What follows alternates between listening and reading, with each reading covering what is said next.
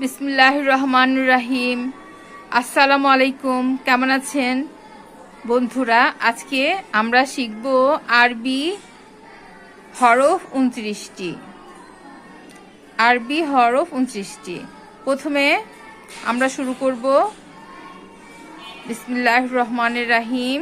প্রথমে আলিফ, বা, তা, সা, জিম, হা, খ, দাল, জল, র, জা, সিন, শিন, সোয়াদ, দোয়াত, তোয়া, জোয়া, আইন, গইন, ফা, কফ, কাফ, লাম, মিম, নুন, ওয়াও, হা, হামজা, ইয়া।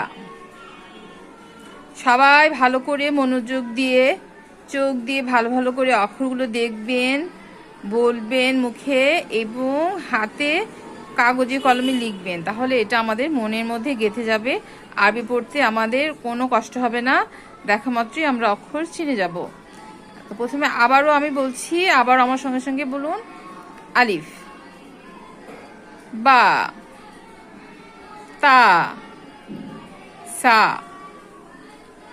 জিম, হা, খ, দাল, জল, র, জা, সিন, শিন, সোয়াদ, দোয়াত, তোয়া, জোয়া, আইন, গইন, ফা, কফ, কাফ, লাম, মিম, নুন, ওয়াও, হা, হামজা, ইয়া।